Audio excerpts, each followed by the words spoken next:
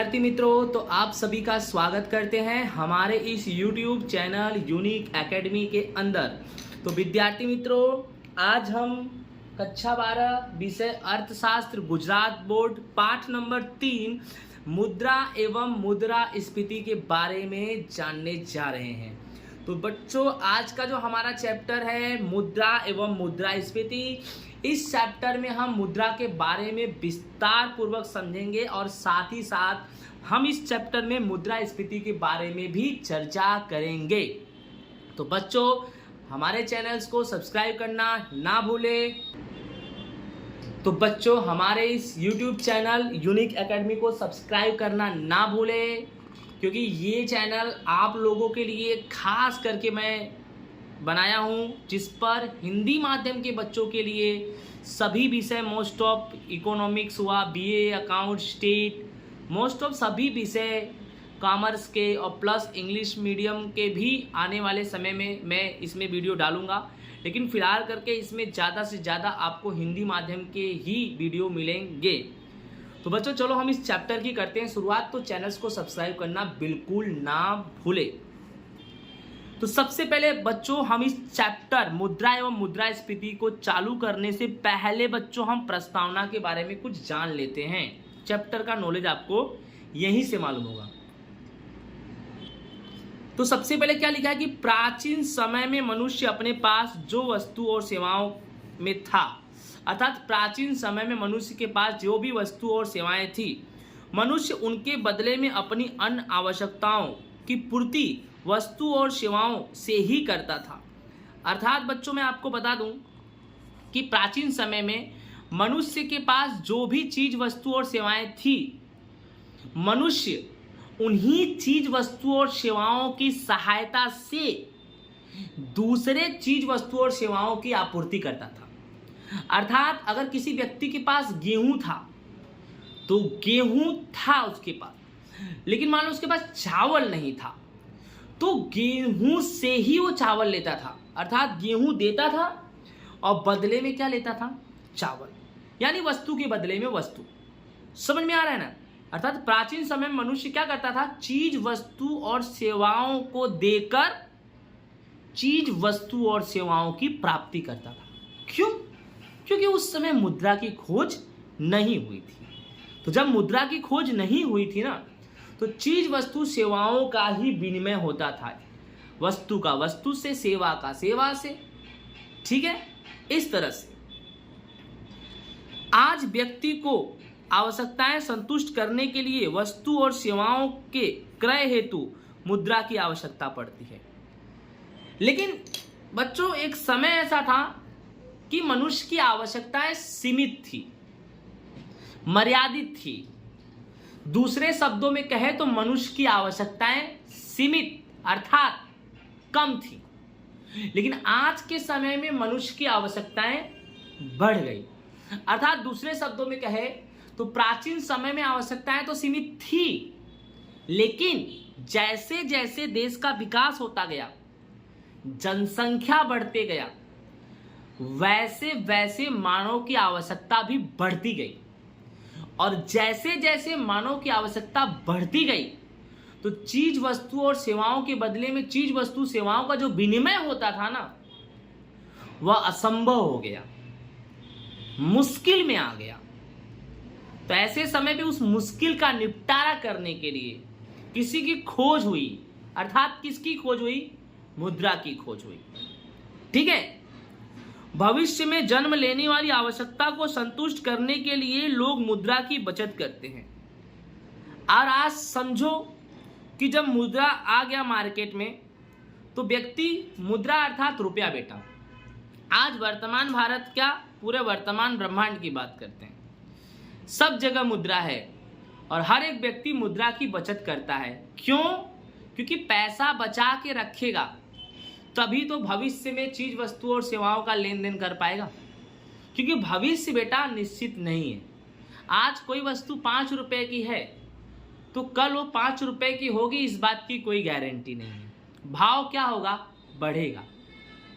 इस प्रकार भविष्य की समस्याओं का समाधान करना है, भविष्य की समस्याओं से लड़ना है, भविष्य में आवश्यकताओं की पूर्ति करना है तो वर्तमान में मुद्रा की बचत करना अति आवश्यक है। समझ में आ गया? ये तो बड़ा प्रस्तावना था, एक चैप्टर का नॉलेज था। अब हम इस चैप्टर में सबसे पहला जो पढ़ने जा रहे हैं, जो मोस्ट आईएमपी है, जो एग्जाम में ज्यादा से ज्यादा पूछा जाता है, वो क्वेश्चन हमारा है कि वस्तु विनिमय प्रथा का अर्थ लिखो और वस्तु विनिमय प्रथा की मर्यादाएं बताओ। पहले परिभाषा और फिर मर्यादा। तो बेटा वस्तु विनिमय प्रथा को पढ़ने से पहले ये जानो कि विनिमय मतलब होता क्या है। तो बच्चों विनिमय का मतलब होता है लेन देन, एक्सचेंजिंग। विनिमय मतलब क्या होता है? लेन देन। तो विनिमय मतलब लेन देन और वस्तु मतलब वस्तुओं का लेन देन। मतलब ऐसी प्रथा जिसमें वस्तुओं का लेन देन होता था, वस्तुओं के बदले में वस्तुएं प्राप्त की जाती थी, ऐसे प्रथा को ही वस्तु विनिमय प्रथा कहते हैं। चलो परिभाषा पढ़ते हैं। वस्तु विनिमय प्रथा अर्थात वस्तु या सेवा के बदले में अन्य वस्तु या सेवा प्राप्त करने की प्रथा। बोलो, एकदम आसान परिभाषा है ना। वस्तु विनिमय प्रथा किसे बोलते हैं? तो वस्तु विनिमय प्रथा अर्थात वस्तु या सेवा के बदले में अन्य वस्तु या सेवा प्राप्त करना। जैसे मान लो व्यक्ति के पास गेहूं चावल है, क्या है? वस्तु।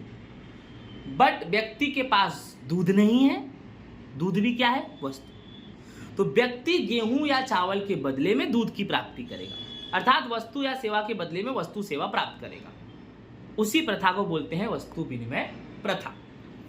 ये प्रथा अब नहीं चलती है, ये प्रथा प्राचीन समय की प्रथा है। अब कोई वस्तु विनिमय प्रथा नहीं है। क्यों? क्योंकि मुद्रा की खोज हो गई है। जिस व्यक्ति को जिस चीज की जरूरत पड़ती है पैसा देता है, वस्तु ले लेता है। लेकिन एक समय ऐसा था कि पैसे की खोज नहीं हुई थी, मुद्रा की खोज नहीं हुई थी, तो ऐसा प्रथा चलता था जिस प्रथा का नाम है वस्तु विनिमय प्रथा। अब बच्चों हम पढ़ेंगे वस्तु विनिमय प्रथा की मर्यादाएं। क्या पढ़ेंगे? वस्तु विनिमय प्रथा की मर्यादाएं। तो देखते हैं, समझते हैं। वस्तु विनिमय प्रथा, पहले तो इंट्रोडक्शन, इसका परिचय लेते हैं और फिर उसके बाद मर्यादा के पॉइंट्स हम पढ़ेंगे। पहले जानकारी लो है क्या। वस्तु विनिमय प्रथा द्वारा मनुष्य अपनी आवश्यकताओं को संतुष्ट करता था, अर्थात वस्तु विनिमय प्रथा की पद्धति से हर एक व्यक्ति अपनी आवश्यकताओं को पूरा करता था, उन आवश्यकताओं से संतुष्ट होता था। जैसे किसान गेहूं पैदा करके स्वयं उपयोग के लिए गेहूं रखकर बाकी अतिरिक्त गेहूं देकर चावल, कपड़ा, जूता, चप्पल प्राप्त करता था। ठीक है। अर्थात वस्तु विनिमय प्रथा के समय एक किसान गेहूं पैदा करता था, ढेर सारा गेहूं पैदा करता था। अब उसे जितने गेहूं की जरूरत है उतने गेहूं को घर पर रख लेता था। बाकी जो अतिरिक्त गेहूं बचता था उस गेहूं के बदले में वह चावल प्राप्त करता था, कपड़ा प्राप्त करता था, जूता चप्पल प्राप्त करता था। क्योंकि गेहूं से जिंदगी थोड़ी चलने वाली है भैया। गेहूं तो चलो रोटी बना के खा लोगे, चावल बनाना है तो गेहूं से थोड़ी बनेगा, कपड़े पहनने तो गेहूं से थोड़ी बनेगा। अर्थात किसान गेहूं पैदा करके जितना गेहूं उसको चाहिए उतना रख के बाकी का गेहूं देकर बदले में अपनी आवश्यकताओं को संतुष्टि करता था। ये तो आपको मालूम पड़ गया। जूता चप्पल बनाने वाला क्या करेगा भैया?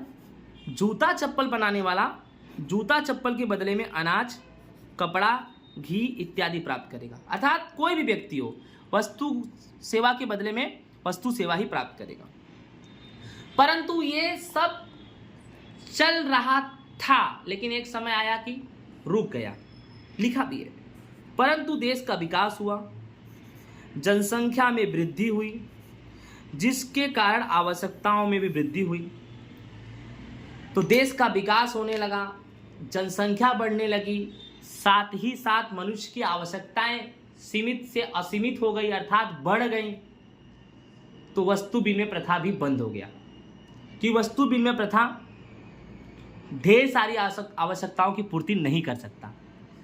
तो ढेर सारी मानव की आवश्यकताओं की पूर्ति करने के लिए जिसकी खोज की गई, मुद्रा की खोज की गई। समझ आया? तो ये सब चीज वस्तु विनिमय प्रथा की। तो ये तो हमने वस्तु विनिमय प्रथा की मर्यादाओं का परिचय दिया। अब चलो हम पढ़ते हैं कि वस्तु विनिमय प्रथा की मर्यादाएं क्या है। ओके, कौन कौन सी ऐसी समस्याएं थी जो वस्तु विनिमय प्रथा से जुड़ी हुई है। ठीक है, समस्याएं, चलो देखते हैं आगे।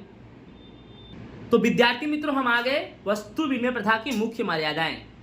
वस्तु विनिमय प्रथा की मुख्य मर्यादाएं निम्नलिखित है, जिसमें से पहला है आवश्यकताओं के परस्पर सामंजस्य की कठिनाइयां, दूसरा है मूल्य संग्रह की समस्या और तीसरा है मूल्य मापन की समस्या। तो बच्चों, पहला पॉइंट हम समझते हैं वस्तु विनिमय प्रथा की मर्यादा में। पहला पॉइंट कि आवश्यकताओं के परस्पर सामंजस्य की कठिनाइयां। क्या है कि वस्तु विनिमय प्रथा में व्यक्ति की आवश्यकताओं की पूर्ति तो हो जाता था, फिर भी दोनों पार्टी में किसी एक पार्टी को संतुष्टि नहीं होती थी। अर्थात मेरे पास 1 किलो गेहूं है, मुझे 1 किलो चावल चाहिए। मतलब 1 किलो गेहूं नहीं, गेहूं तो ज्यादा है, बट 1 किलो गेहूं के बदले में 1 किलो चावल चाहिए। अब मैंने किसी को 1 किलो गेहूं दे दिया और बदले में मैंने 1 किलो चावल ले लिया, तो हमारी लेन देन तो हो गई। मुझे चावल चाहिए, मुझे चावल मिल गया, और सामने वाले को गेहूं चाहिए, उसे गेहूं मिल गया। दोनों की आवश्यकताएं पूरी तो हो गई, पर संतुष्टि नहीं हुई किसी एक पार्टी को। जो पार्टी ने मुझे 1 किलो चावल दिया, बदले में 1 किलो गेहूं लिया, उसे मालूम है मैंने चावल दिया है। भाई चावल का मूल्य ज्यादा है और गेहूं का मूल्य कम है। उसे पता है कि चावल उपयोगी ज्यादा है, गेहूं भी उपयोगी है, बट मूल्य की तुलना में देखा जाए तो चावल का मूल्य ज्यादा है और गेहूं का कम है। बट कैसे मालूम करेंगे किसका मूल्य कितना ज्यादा है? मुद्रा की खोज तो हुई नहीं थी वस्तु विनिमय प्रथा के समय, इसीलिए इसकी समस्या बन गई। पढ़ते हैं। सामाजिक विकास होने के साथ मनुष्य की आवश्यकताएं भी बढ़ती जा रही थी। पहले गेहूं देकर चावल प्राप्त करना, फिर चावल देकर कपड़ा प्राप्त करना जितना सरल था उतना सरल अब नहीं, क्योंकि जिसके पास चावल थे उसके गेहूं के बदले में कपड़े की जरूरत थी। इस तरह वस्तु विनिमय प्रथा में तालमेल बिठाना कठिन हो गया था। यहां पर क्या लिखा है इस चीज को आप समझो, कोई हार्ड नहीं है। कि इसमें यह लिखा है कि गेहूं देकर चावल प्राप्त करना या चावल देकर कपड़ा प्राप्त करना जितना सरल था ना उतना अब नहीं। क्यों? वस्तु विनिमय प्रथा में एक समय ऐसा था कि गेहूं ले लो चावल दे दो, चावल दे दो गेहूं ले लो, ये चल रहा था, सब कुछ चल रहा था, सब कुछ सही था। बट ये सब तब तक सही था ना जब तक लोग कम थे, जब तक जनसंख्या कम थी, जब तक आवश्यकताएं सीमित थी। लेकिन जैसे जैसे सामाजिक विकास हुआ ना वैसे वैसे लोगों की आवश्यकताएं बढ़ती गई। अब तो ऐसा हो गया ना कि जिसके पास चावल थे उसे गेहूं के बदले में कपड़े चाहिए थे। अर्थात जिसके पास चावल है ना उसे गेहूं नहीं चाहिए, उसे कपड़े चाहिए। तो कपड़े वाला व्यापारी कपड़ा देके अगर उसको चावल चाहिए तो चावल तो मिल जाएगा, बट गेहूं वाले व्यापारी को चावल कैसे मिलेगा? क्योंकि जिसके पास चावल है उसके पास गेहूं पहले से है। तो जिसके पास गेहूं है अगर उसके पास चावल नहीं है तो गेहूं वाला उस व्यक्ति को ढूंढेगा जिस व्यक्ति के पास चावल तो है लेकिन गेहूं नहीं है, उसे ढूंढना पड़ेगा।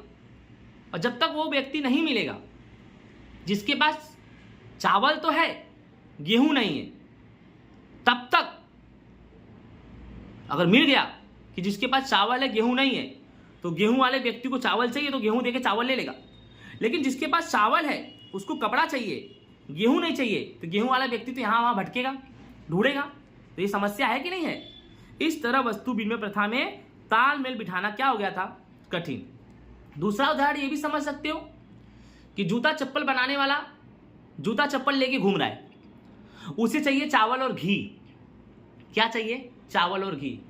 तो जूता चप्पल वाला पहले चावल मांगेगा, घी भी मांगेगा, पहले चावल मांगेगा। अब वो उस घर की तलाश कर रहा है कि जिस घर में चावल तो है लेकिन जूते चप्पल नहीं है। मालूम पड़ा ऐसा घर उसे मिला, भैया चावल है आपके पास? हाँ है, चावल है, तो ये जूते चप्पल ले लो और चावल दे दो। तो सामने वाला क्या बोलता है मालूम है? नहीं भैया हमारे घर पे जूते चप्पल पड़े हैं। अब क्या करोगे? आपको वो घर ढूंढना है जिस घर में चावल तो है बट जूते चप्पल नहीं है, तो ढूंढो भैया। तो ये हाल था।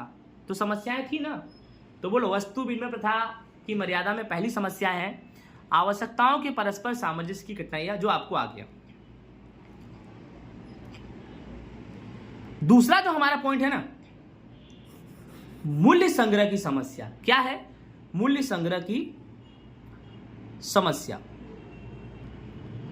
अब मूल्य संग्रह की समस्या में क्या था कि वस्तु विनिमय प्रथा के समय ना मूल्य का संग्रह करना बहुत कठिन था। क्यों भाई? क्योंकि उस समय मुद्रा की खोज नहीं हुई थी। अरे तुम्हारे पास ढेर सारा वस्तु है, उसको संग्रह तो कर पाओगे नहीं, और ढेर सारे वस्तु को दे भी दोगे ना तो तुम्हें मिलेगा क्या? वही ढेर सारी वस्तु मिलेगी, वही ढेर सारी वस्तु मिलेगी। घुमा फिरा के तुमने मालूम पड़ा सामने वाले को ढेर सारे बर्तन दे दिए तो सामने वाला भी तुम्हें कुछ भी देगा, वो भी वस्तु ही है ना, पैसा थोड़ी देने वाला है। मुद्रा की खोज तो हुई नहीं थी, यानी मूल्य संग्रह की समस्या थी भाई। वस्तु विनिमय प्रथा में इस व्यक्ति को मूल्य संग्रह करने में अधिक मुश्किलों का सामना करना पड़ा। किसान गेहूं का उत्पादन करके गेहूं के बदले में जूता चप्पल या कपड़ा लेता है, परंतु उत्पादन ज्यादा करने से गेहूं दीर्घकाल तक किस तरह से सुरक्षित रखा जाए, यह प्रश्न खड़ा हो जाता था। अर्थात एक किसान गेहूं का तो खूब उत्पादन करता था और उसे जिन जिन चीजों की आवश्यकता थी गेहूं के बदले में उन चीजों की आवश्यकता को पूर्ति कर भी लेता था, लेकिन जो अतिरिक्त गेहूं बचते थे, आवश्यकता पूरा करने के पश्चात भी जो अतिरिक्त गेहूं बचते थे, उस गेहूं को कैसे सुरक्षित रखा जाए। गेहूं में घुन लग जाएगा तो गेहूं तो खराब हो जाएगा। तो ये भी टेंशन था कि वस्तुओं को संग्रह करने का प्रॉब्लम। व्यक्ति मेहनत करके जितने वस्तुओं का बड़े पैमाने पर उत्पादन करता है उसके बदले में सेवा वस्तु प्राप्त करता है। ठीक है, अर्थात ये बोलना चाहता हूं कि अगर व्यक्ति मेहनत करके जितनी भी वस्तु और सेवाओं का उत्पादन करता है, ढेर सारा उत्पादन करता है, तो अगर उन सब सेवाओं और वस्तु को किसी दूसरे को देता भी है तो बदले में उसे फिर से वस्तु और सेवा ही मिलेगी, क्योंकि वस्तु विनिमय प्रथा में लेन देन में वस्तु और सेवा ही थी। तुम अपने वस्तु सेवा को किसी को देते हो तो बदले में तुम्हें क्या मिलेगा? वस्तु और सेवा ही मिलेगा यार। अर्थात जो तुम्हारे पास है उसको भी इकट्ठा करना संभव नहीं है, उसको देके कुछ दूसरा ले लोगे दूसरे से तो उसको भी इकट्ठा करना संभव नहीं है। घुमा फिरा के बात तो यही आएगी, वस्तु विनिमय प्रथा के समय मूल्य संग्रह की समस्या थी। ये था दूसरा नंबर मर्यादा। अब चलते हैं हम तीसरे नंबर मर्यादा पे। तो तीसरा नंबर हमारा मर्यादा है कि मूल्य मापन की समस्या। आपको यह भी समझ में आ गया होगा कि जब वस्तु विनिमय प्रथा के समय मुद्रा की खोज ही नहीं हुई थी तो वस्तुओं का मापन कैसे होगा भैया? होगा ही नहीं। तो मूल्य मापन की भी समस्या थी। जैसे गेहूं के सामने चावल का विनिमय करना था, तब तक तो ठीक था कि गेहूं ले लो और चावल दे दो, परंतु जब गेहूं के सामने अनेक वस्तुएं आने से विनिमय दर का याद रखना या निश्चित करना मुश्किल हो गया तो मूल्य मापन की भी समस्या आ गई। कैसे? जैसे सबके दिमाग में ये था कि मतलब कि जैसे उदाहरण के तौर पे कहानी बना दूं मैं कि भैया 2 किलो गेहूं दोगे तो 1 किलो चावल मिलेगा। मान लो कहानी बना ही दिया कि 2 किलो गेहूं दोगे तो 1 किलो चावल मिलेगा, यानी मस्त व्यवस्था कर दिए। मुद्रा की खोज वोज नहीं हुई थी, कौन सा वस्तु कितने रुपए का है किसी को मालूम नहीं था, लेकिन एक समय ऐसे आया ना कि समाज का विकास हुआ, थोड़ा पढ़े लिखे लोग भी आए, थोड़ा मार्केट में ऐसा कुछ, तो थोड़ा बुद्धि लगाने लगे। क्या बुद्धि लगाने लगे ना कि भाई चावल ना महंगा होता है गेहूं की तुलना में। अब कितना महंगा होता है ये तो नहीं मालूम, कितना महंगा होता है ये तो नहीं मालूम उस समय, क्योंकि पैसे की खोज हुई नहीं थी। तो चावल गेहूं से महंगा है बट कितना ये तो पता ही नहीं था। तो मालूम है क्या सिस्टम बैठाया है कि भाई चावल 1 किलो देंगे तुमको, लेकिन गेहूं कितना किलो चाहिए मुझे? 2 किलो। तो चावल गेहूं का तो सेटिंग कर लिए भैया कि 1 किलो चावल, 2 किलो गेहूं, या तो 2 किलो गेहूं दो, 1 किलो चावल लो, ये तो समझ में आता था। तो थोड़ी बहुत जो चीजें थी ना उनका सिस्टम तो बिठा दिए, लेकिन समाज का विकास हुआ, आवश्यकताएं बढ़ी, ढेर सारी वस्तुएं मार्केट में आ गई। फिर तालमेल बिठाना कैसा हो गया भैया? मुश्किल हो गया। कैसे मुश्किल है मालूम है? बता रहा हूं, देखो 1 मन गेहूं बराबर 2 मन चावल, 1 मन गेहूं बराबर 10 मीटर कपड़ा, 1 मन गेहूं बराबर कितना घी, कितना घी के बराबर कितना कपड़ा, यह निश्चित करना कठिन हो गया। यानी सेटिंग तो यह बैठ गया था कि 1 मन गेहूं में 2 मन चावल मिलेगा, 1 मन गेहूं में 1 मन गेहूं बराबर 2 मन चावल और 1 मन गेहूं बराबर 10 मीटर कपड़ा, लेकिन 1 मन गेहूं बराबर कितना घी बराबर कितना कपड़ा बराबर कितना गेहूं। मतलब सिंपल सी बात है, थोड़े बोड़े वस्तु थे, लेन देन हो रहे थे, तो सिस्टम बिठा लिए थे कि इतना दोगे तो इतना मिलेगा, इतना दोगे तो इतना मिलेगा। लेकिन आवश्यकताएं बढ़ गई तो ढेर सारे वस्तु आ गए, सबका सेटिंग करना क्या हो गया भाई, मुश्किल हो गया, अर्थात मूल्य मापन की समस्या आ गई। तो आई होप दोस्तों आपको ये टॉपिक बिल्कुल अच्छे से समझ में आएगा। हमारा टॉपिक क्या था, वस्तु विनिमय प्रथा अर्थात क्या, उसकी मर्यादा समझाओ। तो उसमें मैंने आपको वस्तु विनिमय प्रथा की परिभाषा भी दे दी, उसका परिचय भी दे दिया और उसके तीनों मर्यादाओं को हमने समझा दिया। तो आई होप आपको अच्छे से ये समझ में आ गया होगा। अब बच्चों हमारा टॉपिक है मुद्रा का अर्थ एवं उसका कार्य। अभी आपने वस्तु विनिमय प्रथा पढ़ा, मुद्रा का अर्थ पढ़ेंगे और उसके कार्य के बारे में जानेंगे। तो सर्वप्रथम हम जानेंगे मुद्रा अर्थात क्या, क्योंकि अभी तक हमने जो पढ़ा ना उसमें यही चीजें भैया, किसकी खोज नहीं हुई थी, किसकी खोज नहीं हुई थी, तो मुद्रा की खोज नहीं हुई थी। तो जब जानो खोज हो गई मुद्रा की, जानो मुद्रा के बारे में समझो। मुद्रा क्या है, वस्तु और सेवा के बदले में जो हम मूल्य देते हैं उसे हम मुद्रा कहते हैं। अर्थात मुद्रा अर्थात वस्तुओं और सेवाओं के बदले में जो हम मूल्य वस्तु और सेवाओं के लिए देते हैं हम उसे मुद्रा कहते हैं। दूसरे शब्दों में ये भी बोल सकते हैं कि मुद्रा एक ऐसा साधन है जिसकी सहायता से किसी भी समय में, किसी भी समय पर, किसी भी जगह पर हम चीज वस्तुओं की प्राप्ति कर सकते हैं। तो मुद्रा एक ऐसा साधन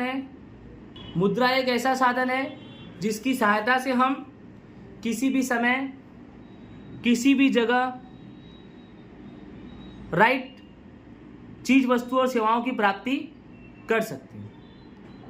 अब हमारा टॉपिक है मुद्रा के कार्य। अब मुद्रा के कार्य क्या है उसके बारे में हम जानते हैं। तो मुद्रा के कार्य में पहला पॉइंट है बच्चों, विनिमय के माध्यम के रूप में कार्य करता है। विनिमय मतलब बच्चों लेन देन। मूल्य के संग्राहक के रूप में कार्य करता है,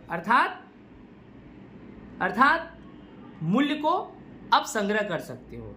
तीसरा, मूल्य के मापदंड के रूप में कार्य करता है, अर्थात अब मूल्य का मापन हो सकता है। कुछ सीखे कि नहीं सीखे, कुछ दिमाग नहीं लग रहा है, मैं बता रहा हूं। ये जो तीनों चीज है ना बेटा, ये तीनों चीज वस्तु विनिमय प्रथा की मर्यादा थी। क्या थी, पढ़े ना, वस्तु विनिमय प्रथा की मर्यादा में आवश्यकताओं के संपर्क में सामंजस्य की कठिनाइयां थी। लेन देन तो होता था बट संतुष्टि नहीं थी। अब संतुष्टि होगी क्योंकि मुद्रा की खोज हो गई है। मूल्य मापन की समस्या थी, तो देखो मूल्य मापन की समस्या भी खत्म होगी। अब मूल्य संग्रह की समस्या थी, वो भी खत्म।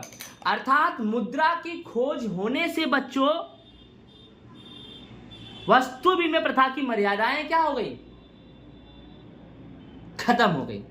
जो वस्तु विनिमय प्रथा की 3 मर्यादाएं थी, 3 समस्याएं थी, मुद्रा की खोज होने से वह समस्याओं का भी अंत हो गया। ठीक है, तो अब हम इन 3 कार्य को पढ़ेंगे। मुद्रा के कार्य, पहला नंबर विनिमय के माध्यम के रूप में कार्य करता है, दूसरा नंबर मूल्य के संग्राहक के रूप में कार्य करता है, तीसरा नंबर मूल्य के मापदंड के रूप में कार्य करता है। ओके, तो पहला पॉइंट हमारा है कि विनिमय के माध्यम के रूप में कार्य करता है। मुद्रा किसके रूप में कार्य करता है, विनिमय के माध्यम। विनिमय का मतलब होता है बेटा लेन देन, और माध्यम का मतलब है एक रास्ता। तो ऐसा रास्ता जिससे लेन देन होगा आसानी से, उसका नाम है मुद्रा। पढ़ते, मुद्रा का महत्वपूर्ण कार्य विनिमय के माध्यम के रूप में है। अर्थात मुद्रा के जितने भी कार्य हैं उसमें सबसे महत्वपूर्ण कार्य है कि मुद्रा का कार्य विनिमय करना है, लेन देन करना है। मुद्रा हमारे आर्थिक व्यवहारों को सरल बनाती है, क्योंकि हमारे ऐसे सभी व्यवहार जिनका लेन देन रुपए से हो, पैसे से हो, ऐसे व्यवहारों को आर्थिक व्यवहार कहते हैं। आर्थिक व्यवहार किसे बोलते हैं, मानव के वे सभी व्यवहार जिनका संबंध रुपए पैसे से हो, ऐसे व्यवहारों को आर्थिक व्यवहार कहते हैं। और मानव के सभी प्रकार के आर्थिक व्यवहार सरल बन गए, किसकी वजह से, मुद्रा की वजह से। जैसे कि आपको कुछ भी चाहिए, कुछ भी चाहिए तो आप पैसा दो, ले लो, ठीक है। किसान गेहूं देकर मुद्रा प्राप्त कर रहा है और मुद्रा देकर चावल, कपड़ा, घी प्राप्त कर रहा है। समझ में आया ना कितना अच्छा है, समस्या दूर हुई कि नहीं।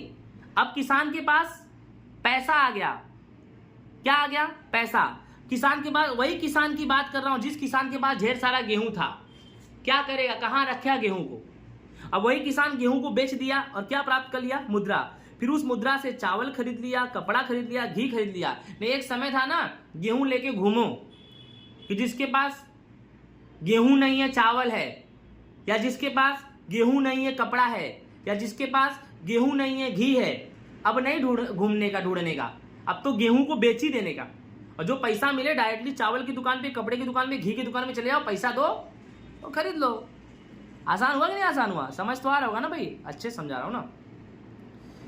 व्यक्ति मुद्रा खर्च करके वस्तु एवं सेवाएं प्राप्त करता है। आज व्यक्ति के पास मुद्रा होने से व्यक्ति मुद्रा को खर्च करता है और जिस भी वस्तु की जरूरत पड़ती है उसे प्राप्त करता है, जिस भी सेवा की जरूरत पड़ती है उसे प्राप्त करता है। बचत करके भविष्य में सेवा एवं मुद्रा प्राप्त कर सकता है। यह भी चीज जानो कि व्यक्ति मुद्रा की क्या कर रहा है, बचत। क्यों कर रहा है, वर्तमान में बचाएगा तो भविष्य में खाएगा। अरे जो बचाएगा वो 100 साल के अंदर मर जाएगा, लेकिन उसके बाल बच्चे तो खाएंगे ना, जिसे हम बोलते हैं विरासत। विरासत में सब कुछ आ गया। अगर पापा मम्मी ने अच्छा खासा बैंक बैलेंस किया है और चले गए तो वो भी तुम्हारी विरासत ही है, वो भी तुम्हारी संपत्ति ही है।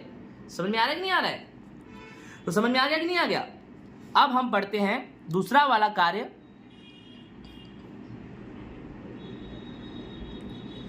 मूल्य के संग्राहक के रूप में कार्य। अर्थात मुद्रा आने से अब हम मूल्य का क्या करेंगे, संग्रह करेंगे, कोई भी वस्तु सेवा हो। मुद्रा का दूसरा महत्वपूर्ण कार्य है मूल्य का संग्रह करना।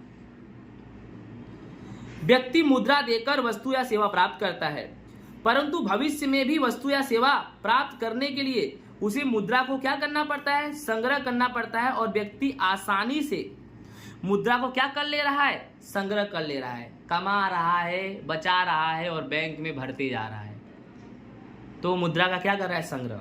क्यों बचा रहा है, भविष्य के लिए। मालूम पड़ा कमा रहे हो, खा रहे हो, कमा रहे हो, खा रहे हो, बचा नहीं रहे हो, अचानक भविष्य में कोई समस्या आई तो क्या करोगे फिर। राधे राधे, ऐसा समस्या ना है भाई, हाँ बचाना पड़ेगा पैसा। आगे देखते हैं। मुद्रा द्वारा हम विनिमय मूल्य का संग्रह कर सकते हैं।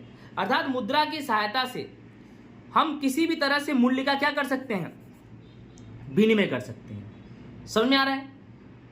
कम रुपए की वस्तु है तो कम रुपया देना पड़ेगा, ज्यादा रुपए की वस्तु है ज्यादा रुपया देना पड़ेगा, हमें सब कुछ पता चल गया है। अर्थात हम अपनी आवश्यकताओं की पूर्ति अपने अनुसार कर सकते हैं। समझ में आ रहा है कि नहीं आ रहा है। अनाज या पशु के रूप में हम लंबे समय तक विनिमय मूल्य का संग्रह नहीं कर सकते। अर्थात अगर हमारे पास अनाज है, हमारे पास पशु है, तो उससे हम लंबे समय तक का विनिमय नहीं कर सकते, बट मुद्रा की सहायता से हम जरूर कर सकते हैं। समझ में आ रहा है। आगे देखते हैं तीसरा कार्य, लास्ट कार्य क्या है भैया, मूल्य के मापदंड के रूप में कार्य करता है मुद्रा। मुद्रा मूल्य के मापदंड के रूप में महत्वपूर्ण कार्य करता है। वस्तु विनिमय प्रथा में प्रत्येक वस्तु का विनिमय में मूल्य याद रखना पड़ता था। मुद्रा इस बात को सरल बनाता है। प्रत्येक वस्तु या सेवा की कीमत निश्चित होती है, जिसके परिणाम स्वरूप मूल्य की गणना भी सरल होती है। घुमा फिरा के हम बोल सकते हैं कि वस्तु विनिमय प्रथा के समय वस्तुओं के मूल्य का कोई मापदंड नहीं था, और मापदंड था भी तो कोई निश्चित नहीं था, सही नहीं था। लेकिन मुद्रा की जब खोज हो गई ना, तो वस्तुओं के मूल्य का मापदंड निश्चित हो गया कि कौन सी वस्तु कितने रुपए की है। ये निश्चित हो गया कि ये वस्तु इतने रुपए की ही आती है। अर्थात मुद्रा की खोज होने से मूल्य के मापदंड की जो समस्या वस्तु विनिमय प्रथा के समय थी ना, वो समस्याएं क्या हो गई, खत्म हो गई। अर्थात मुद्रा वस्तुओं के मूल्य का मापदंड सरल बनाता है। अर्थात अब हमें इतना मालूम पड़ गया। अगर आज के जमाने में एक समय था ना बेटा, कि 1 किलो गेहूं ले लो और 1 किलो चावल दे दो, हाँ ना, ऐसा समझ था कि वस्तु विनिमय प्रथा में ऐसा था ना बेटा कि 1 किलो गेहूं दे दो और 1 किलो चावल ले लो, ये बात हुआ। लेकिन आज बेटा, आज वर्तमान की बात कर रहा हूं, अगर आपके पास 1 किलो गेहूं है तो क्या तुम्हें कोई 1 किलो गेहूं के बदले में 1 किलो चावल देगा? नहीं देगा ना। क्यों नहीं देगा? क्योंकि गेहूं सस्ता है, चावल महंगा है। सामने वाला बोलेगा हमारा इतने रुपए का गेहूं है, तुम्हारा सॉरी हमारा इतने रुपए का चावल है, तुम्हारा इतने रुपए का गेहूं है। तो उसने ऐसी बात क्यों बोली कि मेरा गेहूं इतने रुपए का है, तुम्हारा चावल इतने रुपए का है, मेरा गेहूं ज़्यादा महंगा है, मेरा चावल ज़्यादा महंगा है, तुम्हारा गेहूं सस्ता है, मेरे चावल की कीमत ज़्यादा है, तुम्हारे गेहूं की कीमत कम है। अर्थात ये सब बोल कैसे रहा है? क्योंकि उसे पता है। क्यों पता है भाई? मुद्रा की खोज हो गई है, इसीलिए पता है। ठीक है, तो विद्यार्थी मित्रों, आपको ये भी टॉपिक समझ में आया होगा कि मुद्रा क्या है। मुद्रा के बारे में मैंने बताया, उसकी परिभाषा बताया, और साथ ही साथ मैंने आपको मुद्रा के कार्य की भी चर्चा की। इसी के साथ हम नेक्स्ट टॉपिक पर आगे बढ़ते हैं। तो विद्यार्थी मित्रों, हमारा नेक्स्ट टॉपिक है कि मुद्रास्फीति का अर्थ दो और उसके कारण बताओ। तो सिंपल सी बात है, मुद्रास्फीति क्या है कि जब अर्थतंत्र के सभी क्षेत्र के भाव लगातार बढ़ते जाए ना, तो उसे बोलते हैं मुद्रास्फीति। समझो, मैं आपको समझाना चाह रहा हूं कि जब अर्थतंत्र के सभी क्षेत्र के भाव बढ़े, अर्थतंत्र के कितने क्षेत्र हैं? 3 क्षेत्र। प्राथमिक क्षेत्र जिसे बोलते हैं कृषि, माध्यमिक क्षेत्र जिसे बोलते हैं उद्योग, और तीसरा नंबर है सेवा क्षेत्र। अगर इन तीनों क्षेत्र के भाव लगातार बढ़ रहे हैं, कंटिन्यूअस बढ़ रहे हैं, घट नहीं रहे हैं, बढ़ते ही जा रहे हैं, तो समझ जाने का उसे मुद्रास्फीति कहेंगे। ऐसा नहीं कि घट रहा है, बढ़ रहा है, घट रहा है, बढ़ रहा है, घट रहा है, बढ़ रहा है, नहीं भाई, कंटिन्यू बढ़ते ही जा रहा है। तो ऐसी स्थिति मुद्रास्फीति कहलाती है। उदाहरण के तौर पे आप समझो कि होटल में खाना खाने गए तो सेवा हुआ, होटल में खाना खाने गए तो सेवा हुआ। अब होटल का जो डिश था जो 50 रुपए का था वो 100 रुपए का कर दिया। 50 वाला डिश कितने में कर दिया? 100। यानी जो सेवा तुम 50 रुपए में लेते थे वो सेवा को लेने के लिए तुम्हें 100 रुपए देने पड़ रहे। तो सेवा क्षेत्र में वृद्धि हुआ। तो क्या माध्यमिक क्षेत्र में भी वृद्धि हुआ? हाँ। कैसे माध्यमिक क्षेत्र में वृद्धि हुआ? क्योंकि होटल के अंदर जो कुछ बन रहे हैं, जैसे कि होटल के अंदर रोटी बन रहा है तो रोटी आटे से बनेगा। आटा कहां से पिसाएगा भाई? गेहूं का आटा कहां से पिसा रहा है? चक्की में। तो सिंपल सी बात है, अगर आटा जिस चक्की में पिसा जा रहा है, पहले आटे का जो मजदूरी था पीसने का कम लेते थे, अभी ज़्यादा लेने लगे।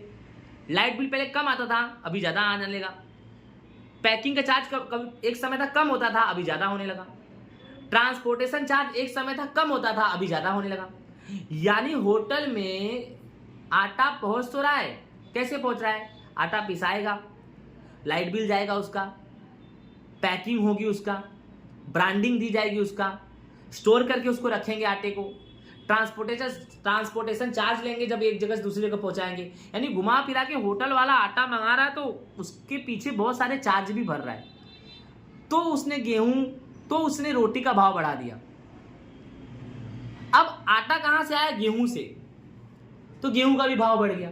यानी सिंपल सा एक चीज सीख लो कि अगर प्राथमिक क्षेत्र का भाव बढ़ा ना, तो माध्यमिक और सेवा का भाव अपने आप बढ़ने वाला है। गेहूं का भाव बढ़ा तो आटे का भाव बढ़ेगा, और आटे का भाव बढ़ा तो रोटी का भाव बढ़ेगा। गेहूं का भाव बढ़ा तो आटे का भाव बढ़ेगा, और आटे का भाव बढ़ेगा तो बिस्किट का भाव भी बढ़ जाएगा। समझ में आ रहा है मैं क्या बोल रहा हूं? यह है मुद्रास्फीति। मुद्रास्फीति का अर्थ क्या है? वास्तविक आय की तुलना में मौद्रिक आय तेजी से बढ़े तो उसे बोलते हैं मुद्रास्फीति। अर्थात आपकी वास्तविक आय नहीं बढ़ रही है, पापा जी की सैलरी नहीं बढ़ रही है, सैलरी उतनी की उतनी है, लेकिन चीज वस्तु सेवा जो मार्केट में है अर्थात उसकी मौद्रिक आय क्या हो रही है? बढ़ रही है। सैलरी नहीं बढ़ रहा है, महंगाई बढ़ रही है, उसी को बोलते हैं मुद्रास्फीति। कौन बोला? Doctor A.C. पिगो। अब हम पढ़ेंगे मुद्रास्फीति के कारण। तो मुद्रास्फीति के कारण क्या है? तो मुद्रास्फीति के मुख्य 2 कारण है। पहला कारण है मांग में वृद्धि, दूसरा है खर्च में वृद्धि। तो दोस्तों जब भी मांग में वृद्धि होगी तो मुद्रास्फीति तो होगा, भाव बढ़ेगा, क्योंकि जब किसी वस्तु का मांग बढ़ेगा तो उसका भाव तो ऑटोमेटिक बढ़ाना ही पड़ेगा। अब भाव नहीं बढ़ाओगे ना तो वस्तु ही खत्म हो जाएगी, फिर कहां से लाओगे। जैसे हमारे देश में मोरस, चीनी जानते हो ना, चीनी का भाव ज्यादा है, आपको पता होना चाहिए। देखा जाए तो भारत काफी ज्यादा, विश्व में अगर बहुत सारे देश अगर तुलना करो ना तो भारत काफी ज्यादा चीनी का उत्पादन करने वाला देश है। उसके बावजूद भी भारत में चीनी का भाव ज्यादा है। क्यों?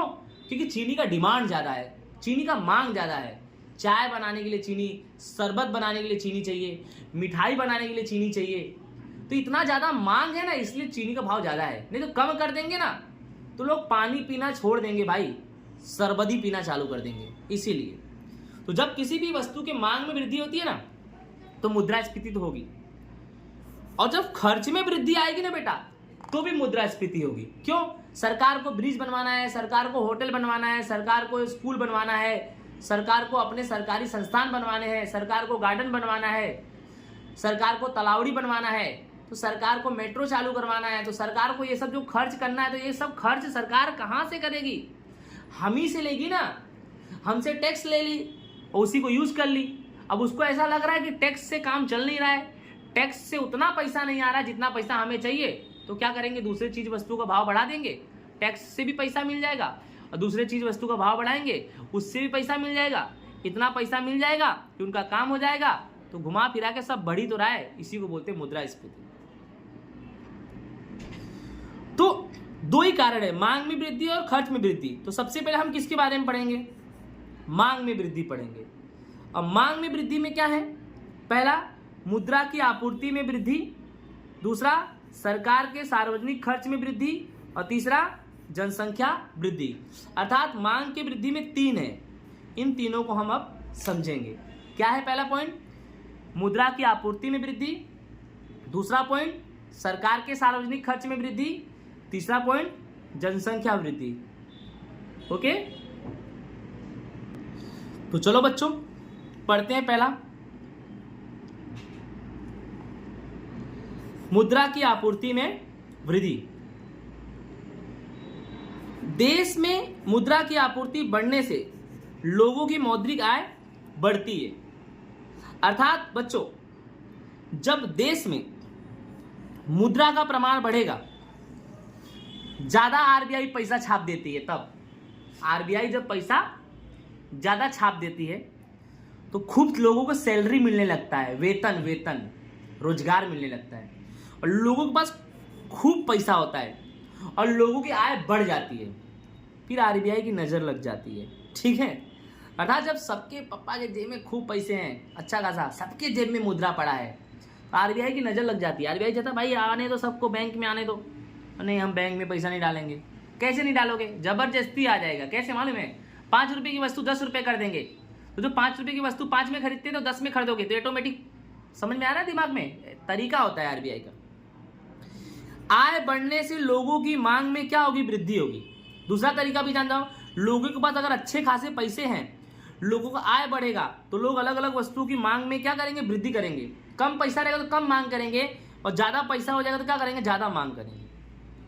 लोगों की मांग अगर बढ़ी ना तो वस्तु और सेवाओं की कीमत में भी क्या हो जाएगी? वृद्धि हो जाएगी। कारण सर होना ही चाहिए भाई।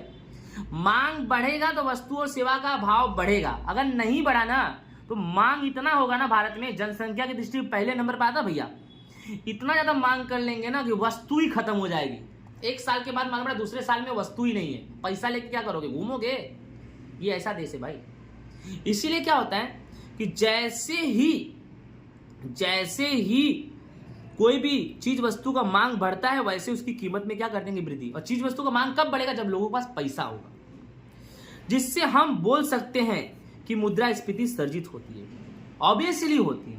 तो बोलो, जब पैसा ज्यादा होने लगेगा, लोगों के पास सैलरी अच्छी खासी आने लगेगी, लोग अलग अलग चीज वस्तु की मांग में वृद्धि करने लगेंगे, तो ऐसे समय पे सरकार जानबूझकर, मजबूरी का नाम महात्मा गांधी, क्या करेंगे भाई? भाव बढ़ा देंगे चीज वस्तु सेवाओं का। ये भी एक मुद्रास्फीति है। बोलो समझ में आ गया होगा ना। आगे चलते। दूसरा पॉइंट क्या है कि सरकार के सार्वजनिक खर्च में वृद्धि। सार्वजनिक खर्च भाई सरकार का खर्च, जैसे कि सरकार आर्थिक विकास के लिए तमाम आर्थिक प्रक्रिया से जुड़ती है, अर्थात सरकार अपने देश का आर्थिक विकास करने के लिए बस सेवा, मेट्रो सेवा, रेलवे सेवा, बुलेट सेवा, टेलीफोन सेवा, बिजली सेवा, बहुत सारी सेवाएं हमें प्रदान करती है। बट सेवा के बदले में मेवा भी लेती है कि नहीं लेती है।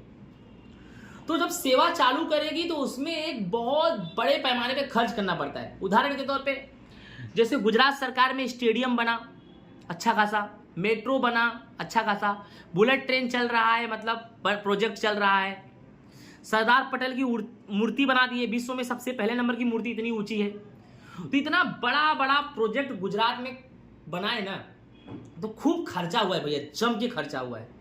उसी का नतीजा है कि गुजरात में भाव वृद्धि है, मूल्य वृद्धि है, गुजरात में महंगाई है, नतीजा उसी का है भैया। आधारभूत आवश्यकताओं को पूरा करने के लिए सरकार सार्वजनिक खर्च करती है। रोजगार का सृजन करने के लिए सरकार सार्वजनिक खर्च करती है, अर्थात लोगों की आधारभूत आवश्यकताओं को पूरा करना। आधारभूत आवश्यकता मतलब बैंक सेवा, रेलवे सेवा, टेलीफोन सेवा, पानी सेवा, बिजली सेवा, स्कूल की सेवा, कॉलेज की सेवा, ये सब सेवाएं सब लोगों को चाहिए। तो सरकार इन सब सेवाओं को सब लोगों को देने के लिए सबसे पहले उस पर अच्छा खासा खर्च करती है, और खर्च करेगा तो भाव बढ़ेगा, भाव बढ़ेगा तो मुद्रास्फीति। रट लो, मुद्रास्फीति मतलब भाव का बढ़ना। फिर सरकार अगर रोजगार देना चाहती है, अब रोजगार कैसे देगी? रोजगार देने के लिए उद्योग डालेगी, कंपनी डालेगी। उद्योग कंपनी डालने के लिए उसको पैसे चाहिए। पैसे कैसे मिलेंगे? भीख थोड़ी मांगेगी, चीज वस्तुओं का भाव बढ़ा देगी, खुद दे दोगे भीख, ठीक है।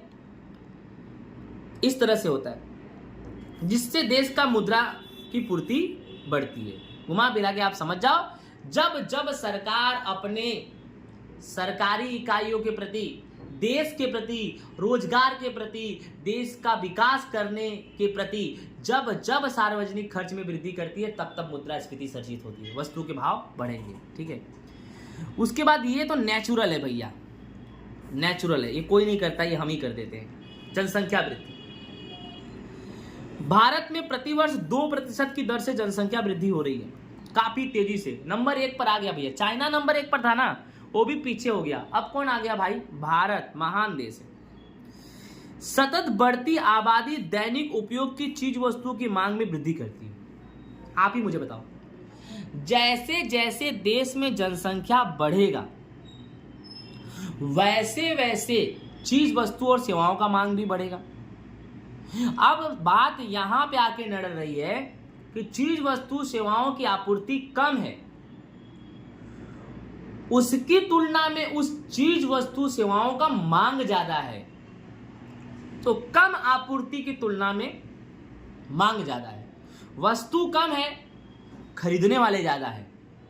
अगर ऐसे समय पे वस्तु का भाव नहीं बढ़ाया गया ना, तो कुछ ही लोग उस वस्तु को पूरा खरीद लेंगे, बाकी लोग उस वस्तु का सिर्फ सपना देख सकते हैं।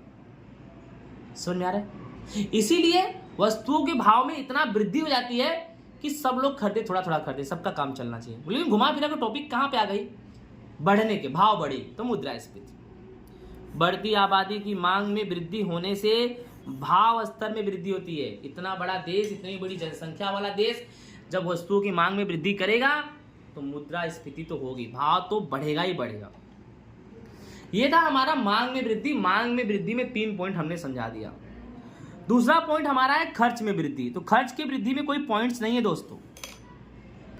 तो दोस्तों खर्च की वृद्धि में कोई पॉइंट नहीं है, डायरेक्टली समझते हैं खर्च में वृद्धि। जब खर्च में वृद्धि होगा तो मुद्रास्फीति भी होगा। कैसे? कीमत को प्रभावित करने वाला दूसरा तत्व है पूर्ति। कीमत को प्रभावित करने वाला दूसरा तत्व क्या है? पूर्ति। पूर्ति का मतलब जिन चीजों से आपकी आवश्यकताएं पूरी होती है उसे पूर्ति कहेंगे। कैसे? जैसे कोई एक वस्तु आप खरीदे तो आप, कहने का मतलब है, पूर्ति का मतलब है पूरा हो जाना। उत्पादन खर्च में वृद्धि हो तो भी वस्तुओं के भाव में वृद्धि होती है। अर्थात जब किसी चीज का उत्पादन करते हैं और उसको उत्पादन करने में खर्च अगर ज्यादा लगे तो उस वस्तु की भाव में भी क्या हो जाएगी, वृद्धि हो जाएगी। कच्चे माल के कीमतों में, यंत्रों में, बिजली, श्रमिकों के वेतन में, परिवहन खर्च में इत्यादि में वृद्धि होने के कारण वस्तु या सेवा की कीमत में भी वृद्धि होती है। अर्थात कोई भी वस्तु और सेवा कच्चे माल से ही बनता है। अगर वस्तु और सेवा का निर्माण करना है तो पहले कच्चा माल चाहिए, अगर उसकी कीमत में, अगर कच्चा माल महंगा मिला, यंत्र से बनाएंगे, यंत्र महंगा है, बिजली यूज करेंगे, लाइट बिल महंगा है, श्रमिकों को यूज करेंगे उसको बनाने में तो उनको वेतन ज़्यादा देना है, एक जगह से दूसरे जगह पर वस्तु को पहुंचाना है तो परिवहन खर्च ज़्यादा देना है। अगर इन सब चीज़ों में हम हर जगह पैसा ज़्यादा देंगे तो जो वस्तु और सेवा के लिए सब कर रहे हैं उसकी कीमत भी क्या हो जाएगी, बढ़ जाएगी। तो खर्च बढ़ने के कारण मुद्रास्फीति को खर्च प्रेरित मुद्रास्फीति भी कहते हैं। मोस्ट आईएमपी एग्जाम में 1 नंबर पूछता है कि खर्च प्रेरित मुद्रास्फीति किसे बोलते हैं। तो खर्च बढ़ने के कारण जो मुद्रास्फीति सर्जित होती है उसे बोलते हैं खर्च प्रेरित मुद्रास्फीति। और पूर्ति किसे बोलते हैं कि कहने का मतलब किसी भी चीज को इकट्ठा करना। जैसे कि कहने का मतलब है जिस चीज का आप उत्पादन कर रहे हो उस चीज का उत्पादन करने के लिए जिन जिन चीजों की आपने पूर्ति की, अगर उन चीजों की पूर्ति करने में आपको उस पर ज्यादा खर्चा करना पड़ रहा है तो जाहिर सी बात है उत्पादित वस्तु के भी भाव में क्या हो जाएगी दोस्तों, वृद्धि हो जाएगी। Done, okay. अब दोस्तों मुद्रास्फीति के कारण में तो आपने 2 ही कारण पढ़ा, एक मांग में वृद्धि, एक खर्च में वृद्धि।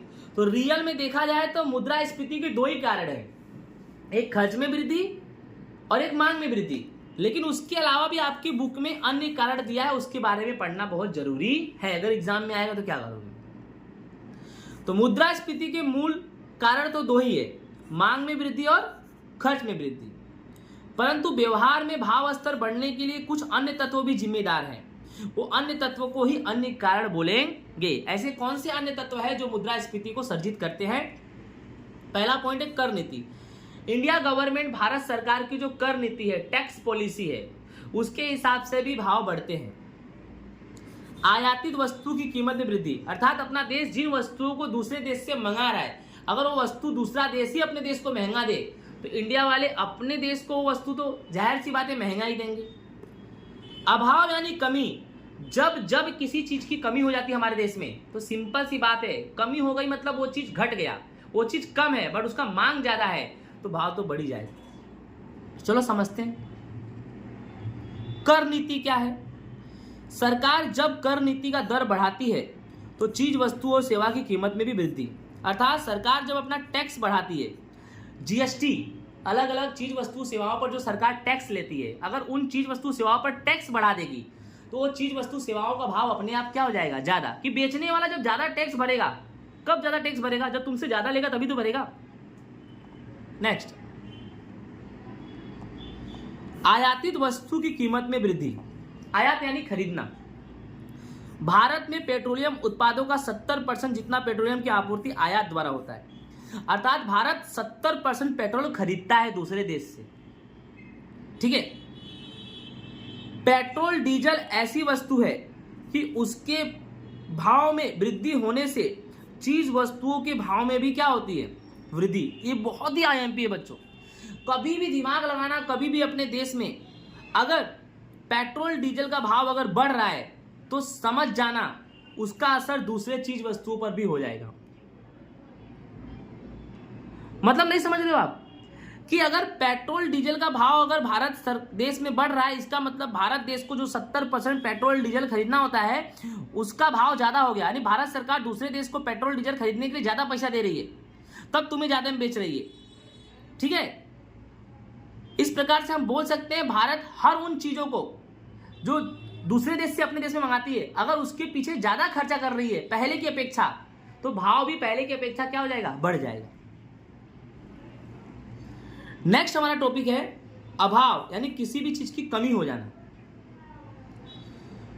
जब कच्चे माल, बिजली उत्पादन के लिए आवश्यक चीज वस्तु में कमी हो तो भाव में क्या हो जाएगी, वृद्धि। सिंपल सी बात है। कच्चे माल की कमी है ना, जिस वस्तु का उत्पादन करना है वह वस्तु जिस कच्चे माल से बनता है, अगर उस कच्चे माल की कमी हो जाए, बिजली की कमी हो जाए, उत्पादन के लिए आवश्यक चीज वस्तु की कमी हो जाए, तो जो कमी होगा अर्थात कम है तो हमें मिलेगा नहीं, और अगर मिलेगा तो महंगा मिलेगा, और जब महंगा मिलेगा तो हम चीज वस्तुओं को भी क्या करेंगे, महंगा ही बेचेंगे, तो उसके भाव में भी क्या कर देंगे, वृद्धि।